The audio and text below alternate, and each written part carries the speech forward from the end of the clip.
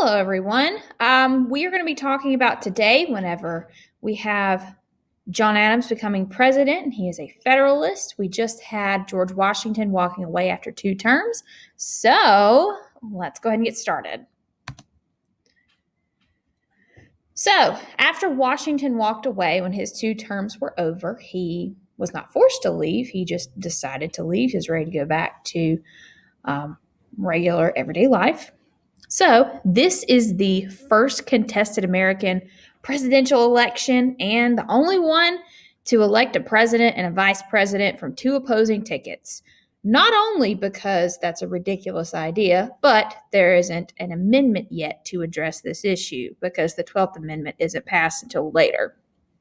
However, first, you have there's 4 candidates. The Federalists put forth John Adams and a guy named Thomas Pinckney. You have Democratic Republicans, they put forth Thomas Jefferson and Aaron Burr.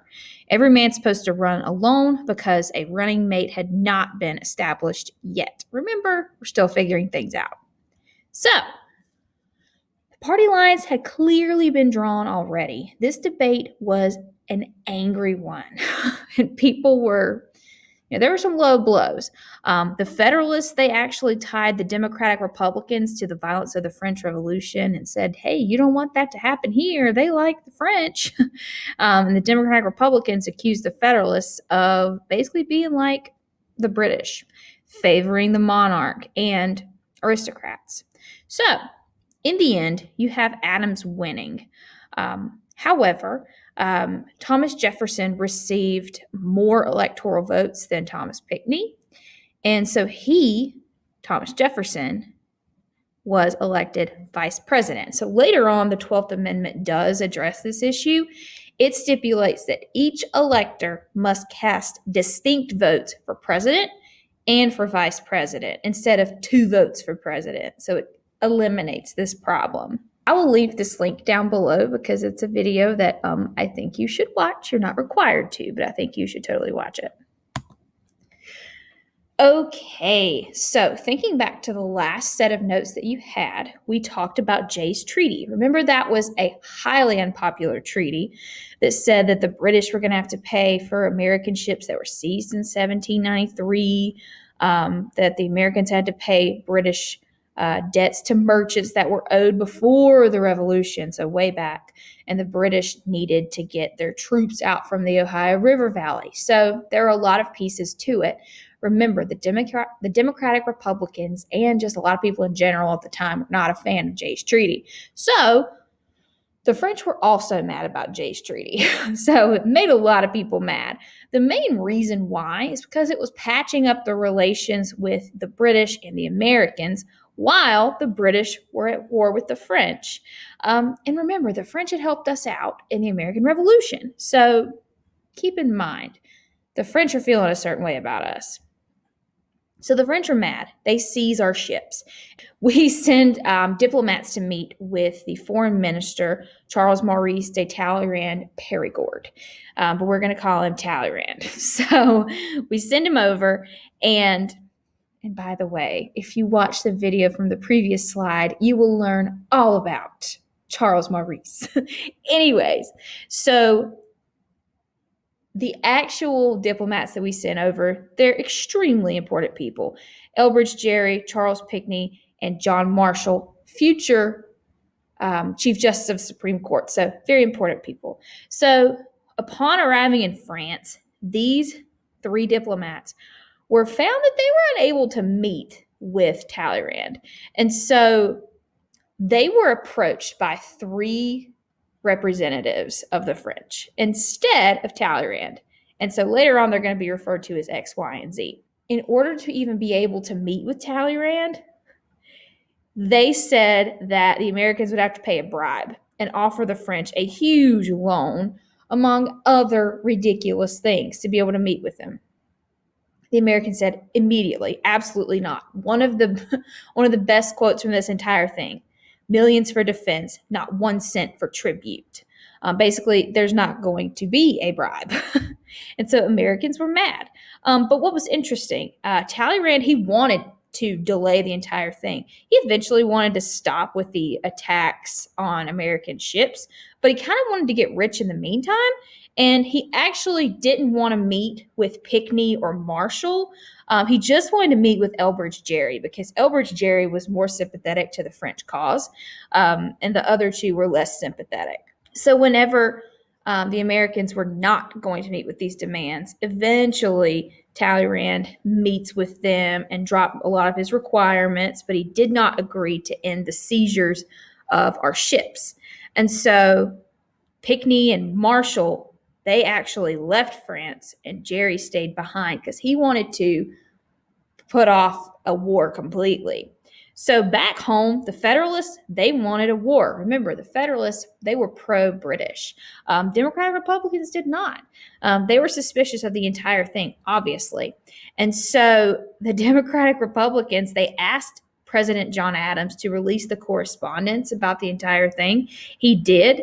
And this is where you get the letters X, Y, and Z. He replaced these diplomats, or excuse me, the representatives from the French. He replaced their actual names with X, Y, and Z. And so Adams gets everything together and he prepares for war. But there's not an all-out declaration of war because Talleyrand figures out that he really messed up and in a bad way. And then things continued even after that point. So there was an undeclared naval war, and this is commonly referred to as the quasi-war. And so anyway, eventually everything is settled at the Convention of 1800, and all of that is settled. However, it showed that the United States will not be toyed with, and they will be treated with respect on a world stage. Okay, so the Alien and Sedition Acts. Basically what happens here is that there was a lot of tension between the Federalists and the Democratic Republicans. You have faces of the party that do not like each other, and they are very open about it. And just the two parties are very different. And so the Federalists are tired of being opposed. And there's a Federalist president, a seated president. And so they wanted to take this opposition down, and they go too far. So the Alien and Sedition Acts, overall, there were more than two. However, there were two very, very controversial acts. So these were passed in 1798. There was a lot of fear. And there was an idea that the war with France was imminent. It was coming. These laws included new powers to deport foreigners, as well as making it harder for new immigrants to vote. So the Alien Act, this was designed to eliminate the arrival and staying ability of immigrants who were critical of Adams' administration. And so this was targeted towards a lot of French immigrants. Others as well were, obviously, they got the bad end of this, but a lot of it was towards the French. Also, the most controversial at this time was actually the Sedition Act. It prohibited public opposition to the government. So if you criticize the president and the Federalists, you could be in major trouble. You could be imprisoned. And during this time, there were several newspaper editors, writers who were thrown in jail. So if you said anything against the president and let's say even his cabinet or the Federalists in general, you could be thrown in jail. So you have the other side jumping on this very quickly. With the other side, you're thinking Democratic Republicans. The first person you should think of probably is Thomas Jefferson. And what's interesting is James Madison, he had been the chief architect of a strong central government in the Constitution, now was very concerned about how this was going with the national authority because this was a step too far. And so Madison joins in with Jefferson. And so they see it as unconstitutional. Obviously, it is violating different freedoms like freedom of speech, freedom of press.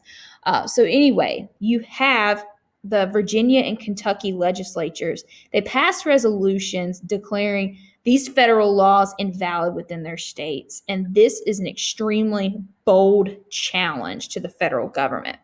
And so these resolutions, they declare laws unconstitutional. It says that these states have the right to nullify. If you nullify, that makes a law unconstitutional. So this was a huge move on their behalf. And this is just a picture of a $2 bill. By the way, if you have a $2 bill, don't spend it.